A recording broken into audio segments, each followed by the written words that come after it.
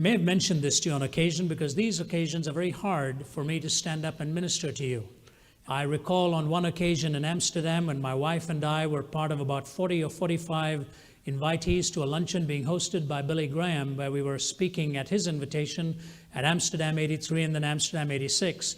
And Dr. Graham made a very interesting comment. He's a very, very shy person, very self-conscious in public settings. He's a different person when he gets behind the pulpit. But he made the comment that whenever he arrives in any city and he leaves the airport and he's driving to his hotel and he sees the banners and talking about the meetings, or walks into the hotel and sees the handbill, sees the announcement, looks at the newspapers and sees his name or all of the description of the meetings, he says, my greatest temptation is to pick up my bags, go back and head home. I don't want to be there for this, says he. And I think that's a very natural feeling, because we all have the desire to do that which is right. And as the years go by, we get more and more nervous about the privilege of doing this which God has called us to do in the proclamation of the gospel. I said to a group of political leaders in Columbia, South Carolina in January this year, I quoted somebody who had said this, even fluency is a liability if one has nothing to say. And I think that's very true. What does it matter how eloquent you are? It is only a liability if you've got nothing to say to the people. And the longer I am in this itinerant work, I am less and less confident of anything I have to say to people. But I am increasingly confident of what it is that God has to say to us. And therefore, that is the sole privilege I give to myself as I stand here. What would God want us to know at a time such as this in a changing world? The world is in a dramatic sense of change, and there is pervasive uncertainty all over. And I say that not glibly or for the sake of sounding impressive as we begin. I am absolutely convinced that that is the mood that we are perceiving as we travel and cover virtually every continent. Now, in this privilege of travel, which I have done for about 25 years now, it is really the hazard of my existence. Over all of these 25 years, I have never known a time where I have packed my bags and left and have been happy to be doing so. You don't want to be away from the family, you don't want to be from the comfort of home, and certainly you don't want to be jostled around 37,000 feet in the air. It is not a happy situation in which to be. And yet, as I travel, I listen a lot. I have learned a lot. And I don't think I will exchange this life for anything else because of the privilege God has given to me of meeting some extraordinary people all over this world. And as you're traveling and as you're listening, it is very interesting what you encounter. And I believe over the years, one of the images that stands out in my mind is I think it has happened a few hundred, and I don't believe I'd be exaggerating if I could even say a few thousand times. I'll be sitting across a table from some man or some woman who has come to the meeting that we have just had. And as the conversation ensues, the person will divulge to me that they have made a complete mess of their lives. And 9 times out of 10, they will say something like this: I don't know why I got onto this track. I don't know why I started this habit. I don't know why I began this relationship. I don't know why I said what I did. I don't know why I allowed my mind to be exposed to the things that I started to see and read. I don't know why I started to listen to this kind of material. And the more I have heard those over the years, I have come to this question very recently, not only because I think of it from the perspective of the person sitting on the other side of the table, but from my own perspective, where as strong as you may be in your Christian commitment, the allurements around you do not seem to diminish any. In fact, they seem to get stronger. And when the body is weary and fatigued, it seems as though that the barbs and the ideas and the lifestyles that are around you seem to have some kind of a claw into them, almost beckoning you to wander off that track, if only momentarily.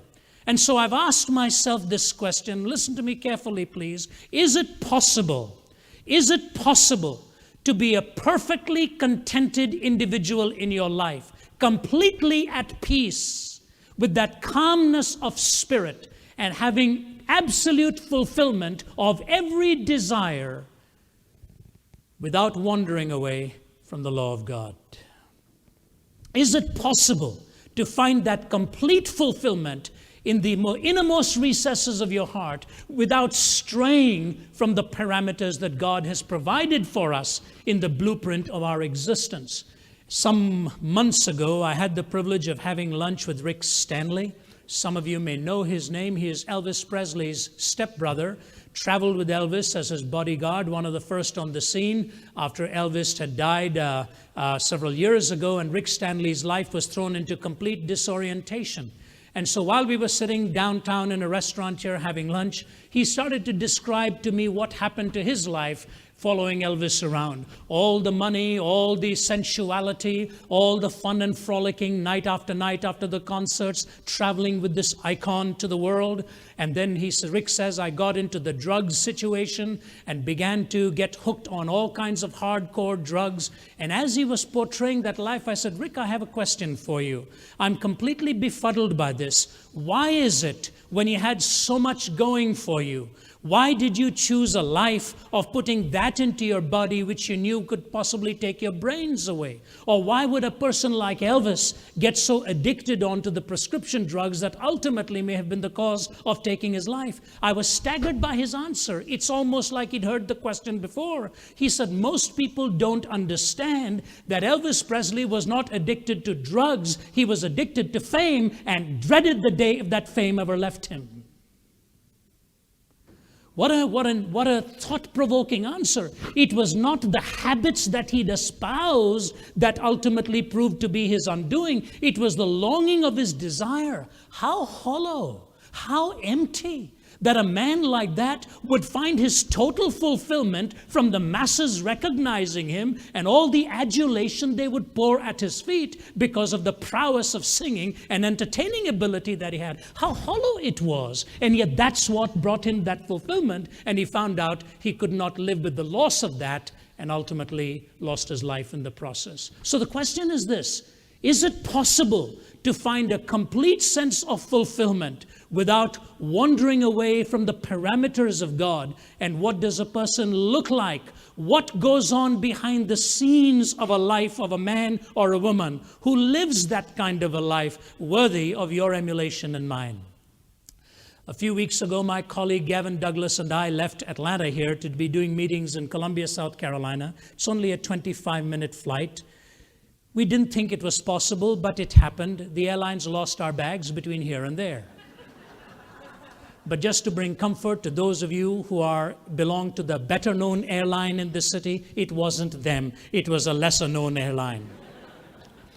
How it was possible to have lost our bags in that 25-minute journey, I could not understand. And here, lots of us, many of us, that the bags did not show up. And I had to speak the next 2 or 3 days, including an open forum at the University of South Carolina. All my books were there, locked into that suitcase that hadn't arrived. And late that night at 9:30, we were in Target doing our wardrobe shopping to know what we could put on the next day. The only store open late Saturday night. But as we arrived in Columbia, the gentleman who greeted us was a man by the name of Joe Novenson. You want to meet Joe Novenson. I am not overstating what my description is to you. Everybody who knows Joe tells you he's one of a kind, so calm, so peaceful, so godly in his countenance. I had met him before. He was just leaving his church 1 week after we'd been there for meetings. He'd been there for many years and was moving on to Lookout Mountain in Georgia to take on the pastorate of a church there. He was a man who looked absolutely calm in every situation.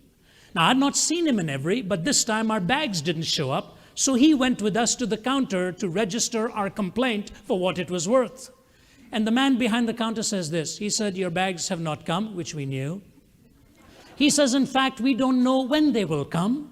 They will not be here before 24 hours. It could be 24 to 36 hours.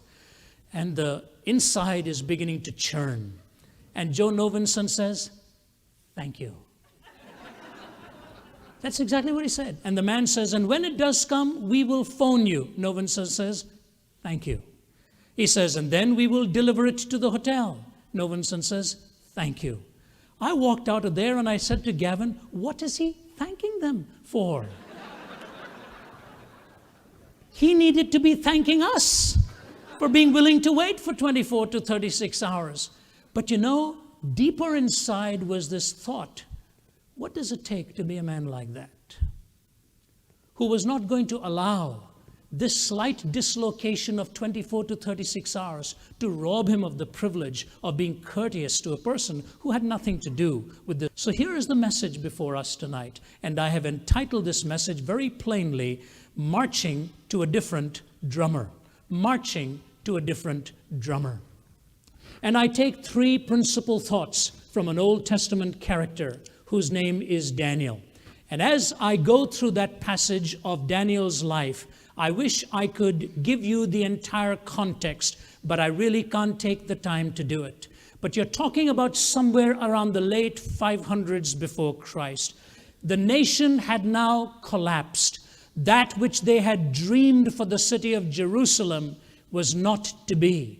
Because 1,000 years before, God had brought the people of Israel from their enslavement in Egypt through their 40-year wandering into the land flowing with milk and honey, the land of Canaan.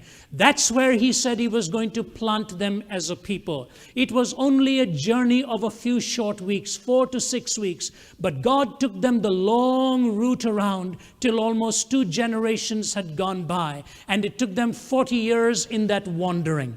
It is important for us to know what the Bible says as to why the Lord took them that long route around. He said, I took you that long way so that you could see your heart and see the wickedness in your own heart. I took you the long way so that you will learn that man does not live by bread alone. I took you that long way so that you may understand that even in the difficulties you faced, I never let you down. Listen to me, please. There were 3 simple principles he'd been trying to teach them. The principle of humility, when they saw their own hearts and saw its wretchedness. The principle of spirituality, that humankind does not live by bread alone, but by every word that proceeds from the mouth of God. And the principle of faith, that sometimes you cannot be completely in control of your life, that there is a God to whom you must submit and trust Him to be able to take you through. These 3 principles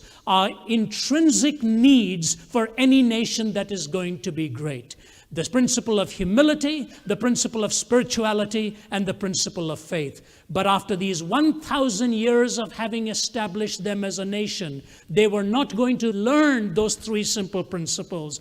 Jerusalem was now gone, the temple had now been ravaged, and they were in enslavement in Babylon. Can I ask you something? Do you see the problem analogous to our situation today?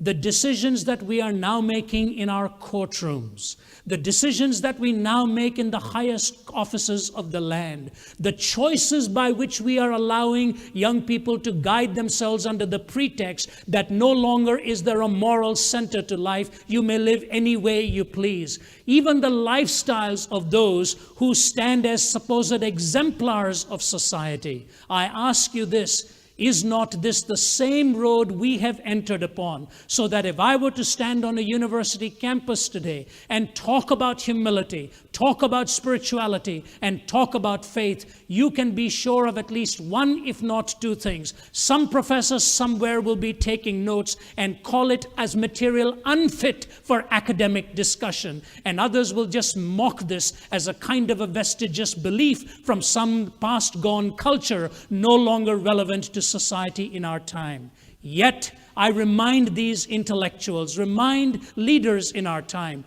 that if we will listen to those who are coming out of countries where humility was openly lost, spirituality was openly debunked, and faith was a missing quantity of their lives, if we listen to them, we will understand the tragic road we could be entering into also.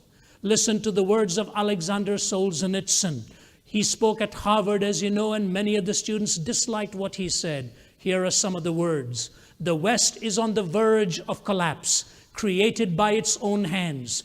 Between good and evil, there is an irreconcilable contradiction. One cannot build one's national life without regard for this distinction.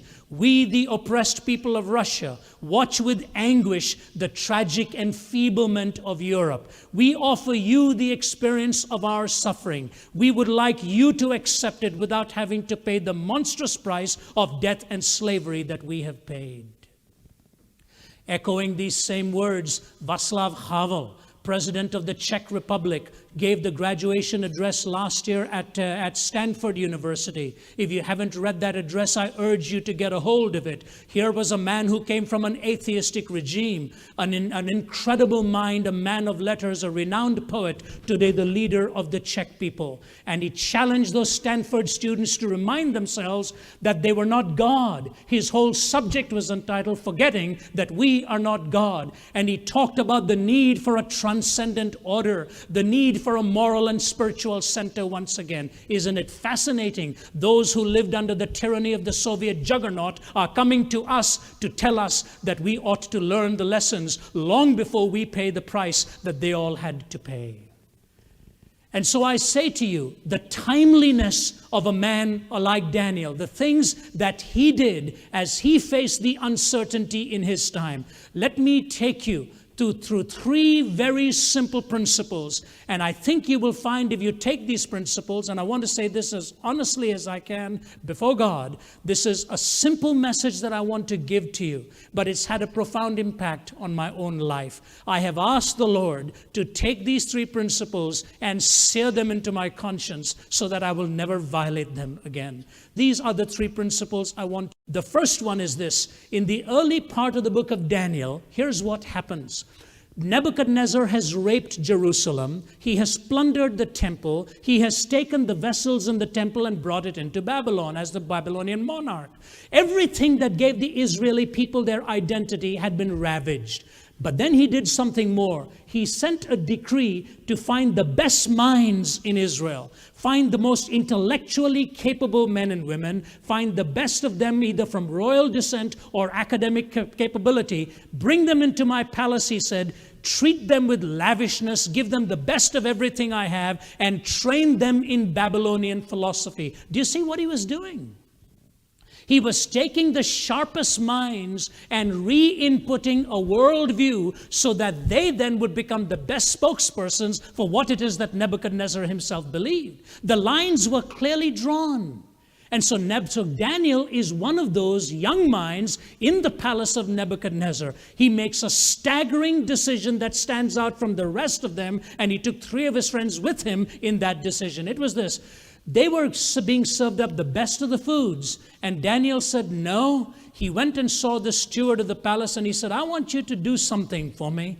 Please don't give me this choice banqueting menu night after night that Nebuchadnezzar wants us to enjoy.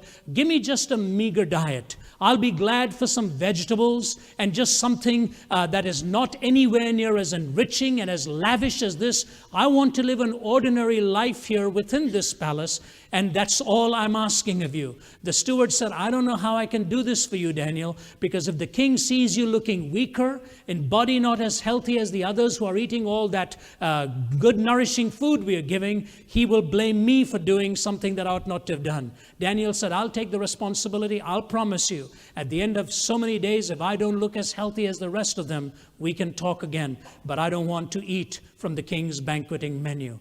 You can think of many reasons why he did that. It could have been ceremonially that he didn't want to pollute himself. But may I suggest something that I think really struck me when I saw that? I believe it is this.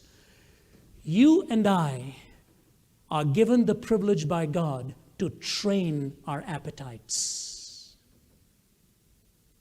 And I'm talking now about the passions. Most people who sit across that table, long gone into the wrong side of life, have trained their appetite with ideas and decisions that have restructured within their own minds what it is they think they need. And by redefining what it is they think they need, they end up hungering for the wrong things, and those wrong things end up ultimately devouring them. Your passion, your appetite is a gift from God, as mine is, and we are given the privilege of training that appetite and disciplining that appetite. And let me tell you, some people will live live in a way to see how far they can go as close to the wrong side of living. And Daniel wanted to see how far he could stay from that line and still retain contact and effectiveness. And he decided he was going to do it by not getting used to the lavishness at a king's table. You see what I'm saying here?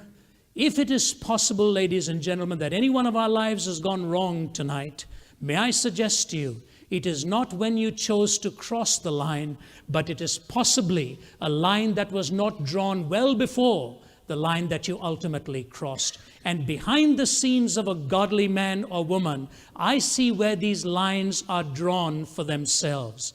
And I present to you a man who trained his desires by not wanting to get spoiled in his taste. It is easier to say no before you have tasted it than to say no after you have tasted it. Like the old potato chip ad, we dare you to take, not to take one, we dare you to stop after taking just one. A few days ago, I got a very difficult telephone call, and I shall have to leave the person unnamed. But it was a very heartbreaking call for me. It was after 11 o'clock at night, and the gentleman who called me was a medical doctor. He said, "Ravi." I said, "How are you doing?" He said, "Not very well." He said, "Something happened a few hours ago that I wished had never happened." He said, "I was on emergency duty." And he said, and a woman was brought in just as I started my duty. She was a woman who had been brought in from a motel in a case of spousal abuse. She had been so badly battered by her husband. He said her body was just covered with knife wounds. He said, "I'd never seen so much of blood in all my life as a surgeon." She was just so mangled. The ambulance was completely a mess as they brought her in.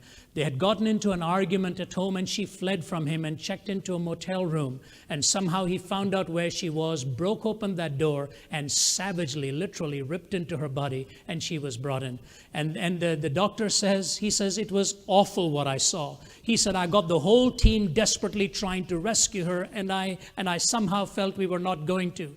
But because he's more than an emergency physician, he's been a surgeon too. He said, I decided to do something that I probably should never have done, and most emergency surgeons would not have done. He said, I said to the staff, my only hope is to give a direct heart massage." So he cut open the chest to reach into the heart to try and give a direct massage to save that life. And in the process of that, unknown to him, he nicked his own finger. He said, after it was over and we were washing up and I saw this paper cut type of thing and the bleeding there, I immediately asked the staff to look into her paraphernalia. And they found she was a drug addict of all of the worst kinds of drugs. They found all of that drug equipment in there. And now this man on the phone was crying as I was praying with him. He said, "I think I have risked my life, and I will not know for several weeks whether indeed I have got what I fear this woman may herself have had." And you know, I thought to myself that night as Margie and I talked, I said, a little paper cut. A little paper cut, and you put your whole life in jeopardy for heavens knows what. May I suggest to you, that's the point of where you choose to draw the line morally. Sometimes, analogously, it may be a paper cut, one minor decision. But what you put your life in contact with could be far more deadly than just that initial bruise that you're thinking about. And as I look at a man like Daniel, I bowed my head after I finished writing just this thought: Lord, help me to draw the lines long before. And I promise you I'll make that commitment to you so that I don't ever have to worry about getting so close where I'm on enemy territory then in terms of my passion and lifestyle. But secondly was his line of dependence. I have warded off this and here I think even a greater characteristic emerges from Daniel.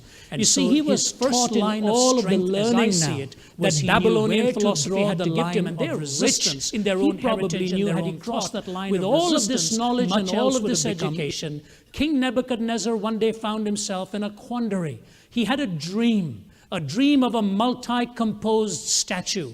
head of gold, chest and arms of silver, the midsection and thighs of bronze, legs of iron, and feet made of an amalgam of iron and clay. He had this dream, but he wasn't going to share it with anybody, and it terrified him because that dream was repeated. He said, I want all of the astrologers in this land to come and interpret my dream for me, but the way I'm going to find out whether your interpretation is right is first for you to tell me what I dreamed about. And the astrologer said, King, you've got to be joking. Nobody's going to be able to tell you this. And in his despotic frenzy, he was going to obliterate all of them unless one of them came up and told him what his dream was. Finally, they found Daniel. And Daniel spent hours in prayer with his 3 friends and came and he said, King, I'm not qualified to tell you what it is you dreamt about. I don't know. But let me tell you something. I know a God. I know a God who's a revealer of mysteries. And I want you to know that as I tell you your dream, it is not Daniel that's telling you this dream. I'm not qualified enough, King. But my God, who is an unfolder of mysteries and puts light into dark places, has helped me to see what it is you dreamt. Here is what you dreamt, King. Nebuchadnezzar was overcome by that, and then he asked Daniel for the interpretation. Do you know where this principle comes into me here now? He knew his line of dependence. He knew where knowledge and intellect and education ended and where trust and wisdom in God began. It's a very important line of distinction. Because today we have sold out. We have sold out to the altar of the intellect.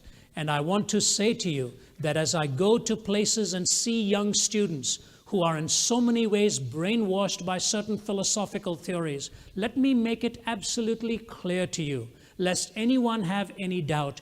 Evolution in its starting point and even in some of its sustaining ideas is not a scientific theory, it's a philosophically driven theory. There are philosophical presuppositions in that macro evolutionary theory from an anti-theistic viewpoint. It is philosophically driven. This is what led to the dramatic change in the life of Philip Johnson, professor at Berkeley, when he began to study this so profoundly and said this thing is philosophically prejudicially driven. It is not only scientifically driven. And you've read some of his books that have come out as a result. And I'm saying to you, it is going to take courageous young men and women who are willing to stand today and know where the line from the intellect leaves and where the line of trust and wisdom begins. Paul Johnson, who's an intellect in his own life, in his own right, great historian, written the book Modern Times, the history of the Jews, and that great book of his which he wrote, Intellectuals, was a fascinating book a few years ago. Paul Johnson ends his whole book on the study of intellectuals with these words. Now, I should say this. I think he's somewhat harsh. His language is somewhat acerbic. I think he is possibly being too sweeping in his criticism, but don't miss the central point of what he is saying. He'd studied lives like Bertrand Russell, Percy Bysshe Shelley, some of the great thinkers of years gone by, and these are his 2 closing paragraphs. We are now at an end of our inquiry. It is just about 200 years since the secular intellectuals began to replace the old clerisy as the guides and mentors of mankind. We have looked at a number of individual cases of those who sought to counsel humanity. We have examined their moral and judgmental qualifications for this task. In particular, we have examined their attitude to truth, the way in which they seek for and evaluate evidence, their response not just to humanity in general, but to human beings in particular, the way they treat their friends, colleagues, servants, and above all, their own families. We have touched on the social and political consequences of following their advice. Now, what conclusions should be drawn? Readers will judge for themselves. But I will go on to say this. One of the principal lessons of our tragic century, which has seen so many millions of innocent lives sacrificed in schemes to improve the lot of humanity, is this: beware intellectuals. Not merely should they be kept well away from the levers of power, they should also be objects of particular suspicion when they seek to offer collective advice.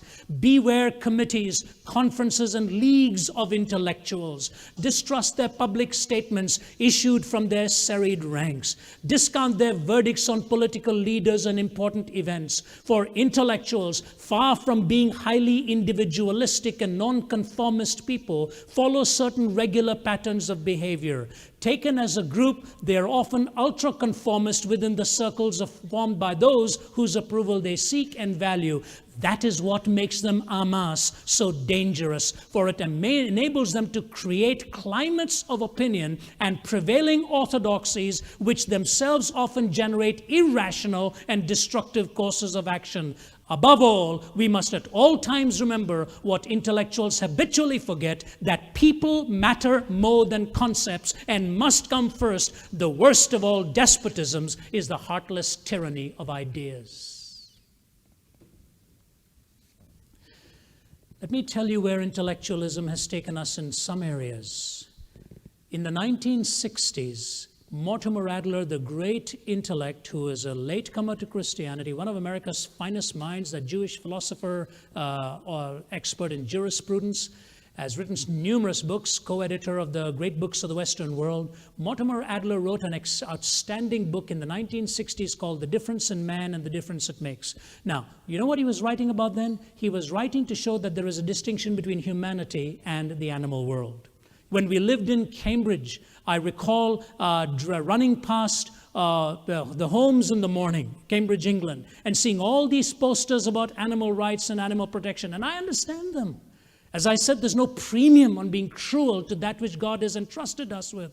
But it was fascinating to me, in all of those posters that I saw, I never saw any protection offered for the child, particularly for the unborn. No concern for that. It is almost as though we lost the difference. But let me tell you what happens, that when this distinction is lost, what is it that we have come to now? Now we are not trying to differentiate between animals and human beings. Do you know what the latest discussion is? The difference between human beings and computers. Is there a difference? If you don't believe me, read some of the scientific journals on the debate going on when Garry Kasparov, the world chess champion, played Deep Blue, the computer. Do you know what he said as he marched in to play the game? I am doing this to preserve the dignity of humankind. So that he could beat the computer, and the world's best-known chess player almost lost. He narrowly escaped with a victory. What would have happened to our dignity if Garry Kasparov had lost to the computer? What would have said about me when I wouldn't know how to make the first move? Books, knowledge, intellect, how we've reduced ourselves. Computers spit out data. We spit out data. Is there a difference between human beings and computers? What arrant nonsense. It's what in philosophy you call the law of the undistributed middle, which simply stated means this: if two things have one thing in common, therefore they have everything in common. Elephants have ears, I have ears, therefore I am an elephant. Computers spit out information, we spit out information. Is there any fundamental difference? Now, don't get me wrong. I'm a lover of things intellectual. Let me tell you, when we arrived at Cambridge University and I walked into the library the first day, I had to sit down. I thought I was going to have a heart attack with thrill. I just saw these thousands and thousands of books. I thought I died and gone to heaven. I just sat down in a chair just so my heart could stop pounding a little bit. And cool down, Ravi, cool down. You'll get to a half a dozen of these anyway before you leave this place. My wife will tell you, I've never said this from a pulpit, but the older you get, the less you're concerned about self-respect anyway. There's a bookstore at Cambridge called Heifer's. It was right opposite Trinity College. Every time, she's going to die with this now. Every time I'd walk into Heifer's bookstore, I'd get so excited I'd have to leave and go to a restroom somewhere and then come back and do the shopping. So it came to a point where before we'd get to Heifer's, she'd said, you need to make a restroom stop before we go in there. Marvelous, marvelous. I mean, it's just a haven for thought. The legacy of minds long gone. There's a place in Wales called Hay on Wye. Gavin, my colleague, and I, we'd walked into one of these stores. It's the world's headquarters of used books. You can't eat for a day when you see those books because of the butterflies in your stomach, and you wonder how you can get these to become your own.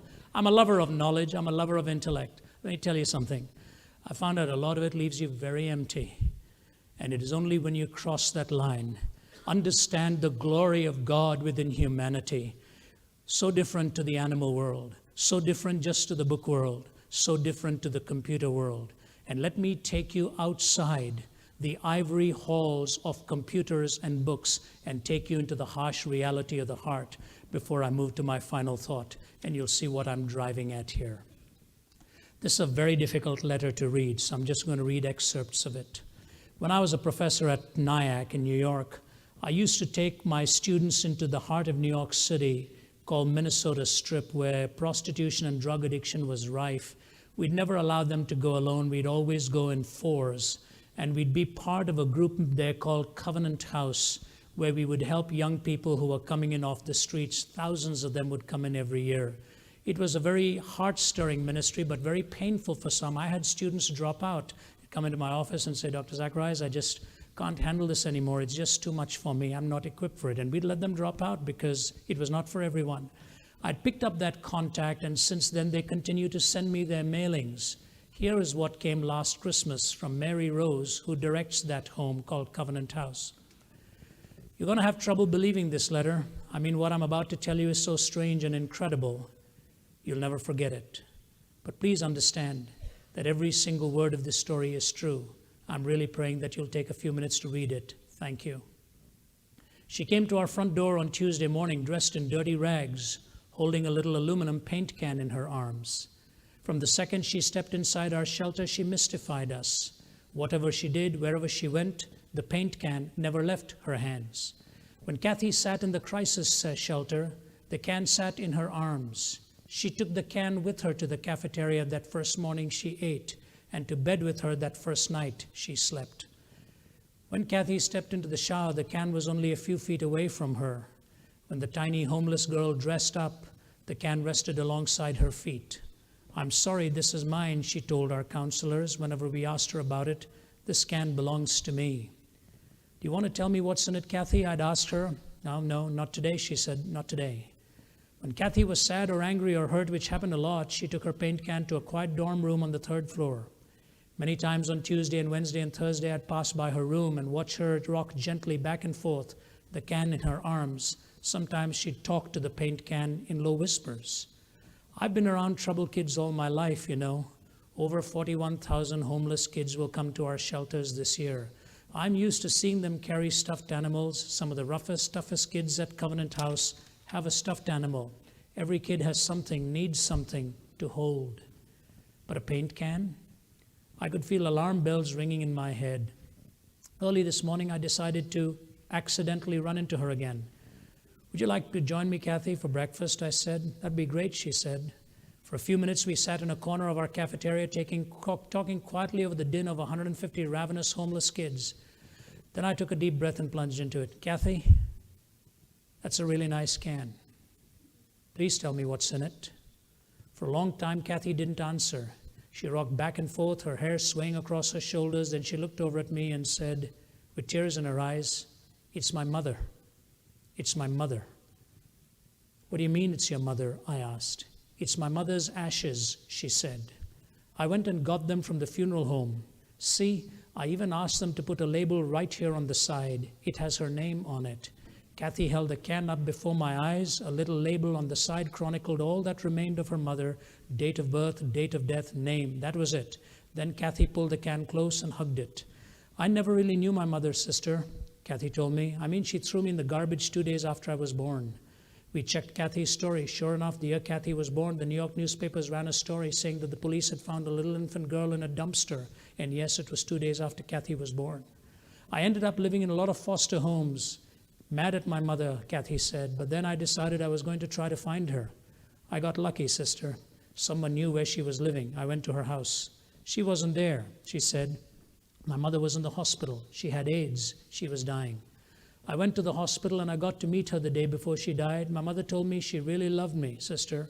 And then Kathy started crying. "Yes, she told me she loved me." We double-checked Kathy's story. Every word of it was true. I reached out and hugged Kathy, and she cried in my arms for a long, long time. It was tough getting my arms around her, because she just wouldn't put the paint can down, but she didn't seem to mind. I know I didn't. I saw Kathy again a couple hours ago eating dinner in our cafeteria. She made a point to come up to me and say hi. I made a point to give her an extra hug. I felt like crying tonight. I can't seem to stop feeling this way. I guess this story, the whole horrible, sad, unreal mess, has gotten to me tonight. I guess that's why I just had to write to you and send this letter on.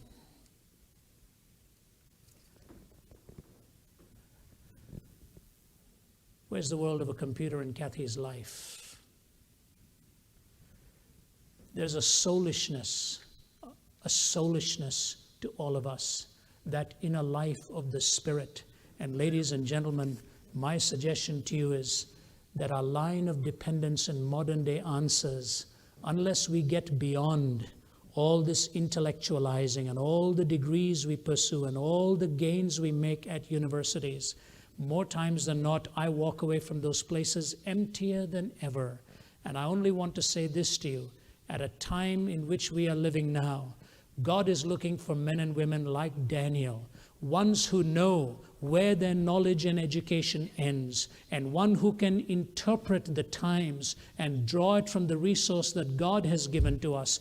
And the only resource that I know is this word that stands true and interprets his line of resistance, his line of dependence, and quickly his line of confidence.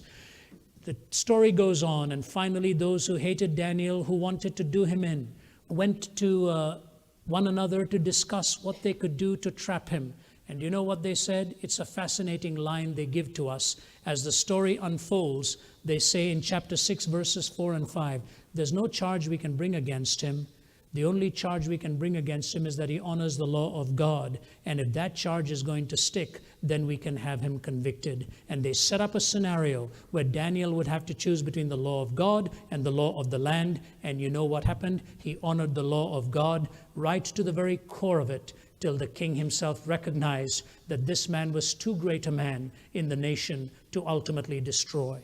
We all know the story of Daniel in the lion's den. We forget, though, why he was thrown in there. He was thrown in because he chose to honor God's law rather than the laws that were drawing him to bend the knee to earthly philosophies and earthly ideas. And I bring this message to a close in saying this to you.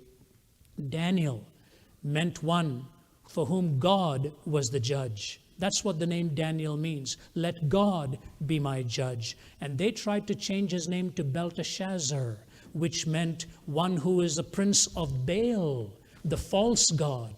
He could have been a prince in the palace of a false deity, or he could have been a slave, as it were, sold out to God and allowing God to be his judge. What a principle by which to live. That principle of confidence that God alone was going to be his judge.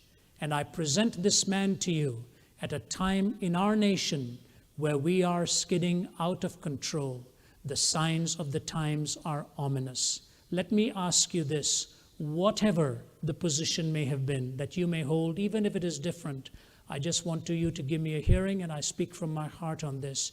Did you ever envision the day that the nation would allow the kind of abortive invasion where a little baby, even in the 3rd trimester, is so ravenously killed that if you ever read one paragraph of description in a medical journal, find out what it is that is done to this 3rd trimester child.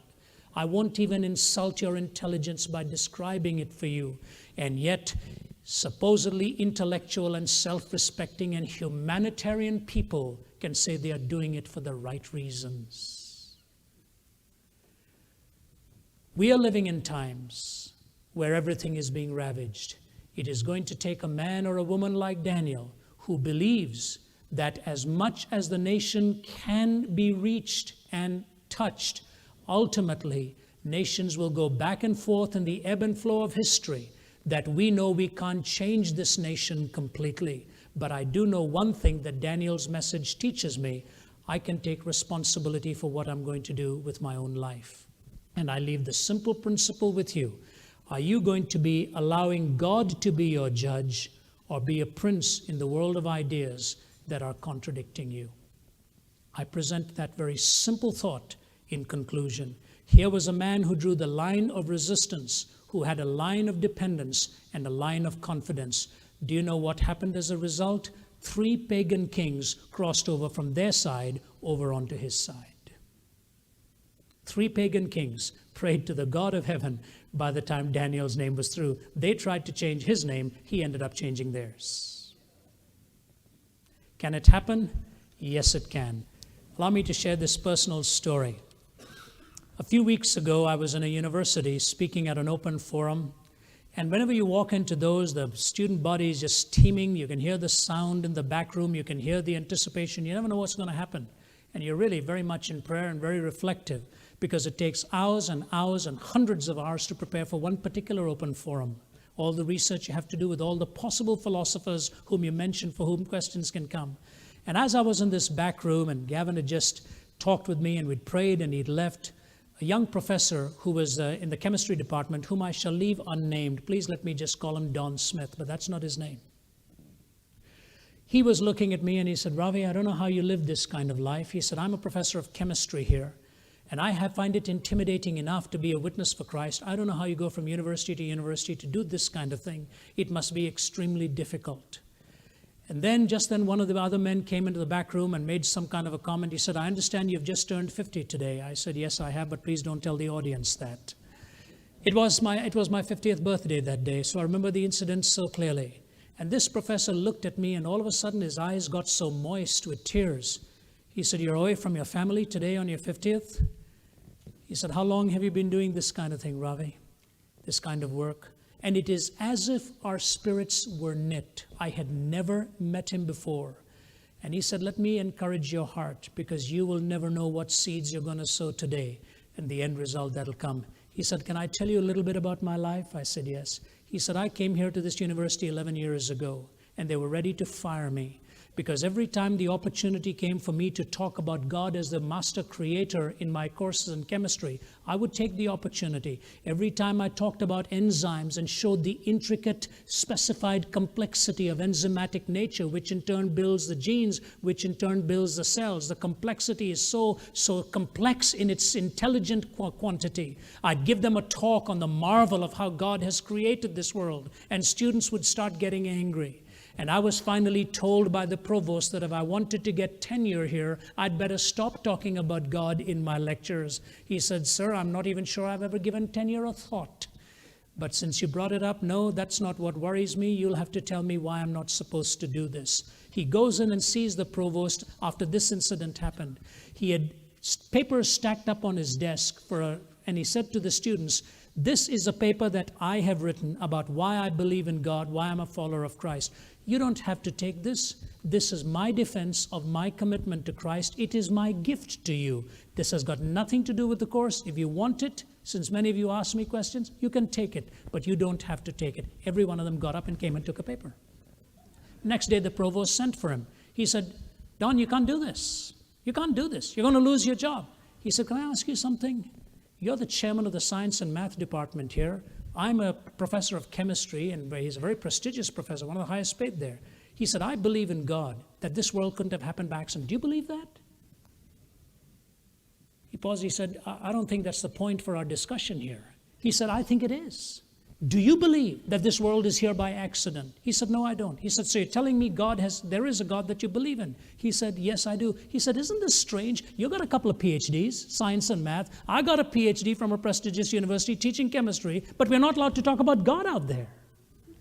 He said, you know, Don, you're really making this very hard for me.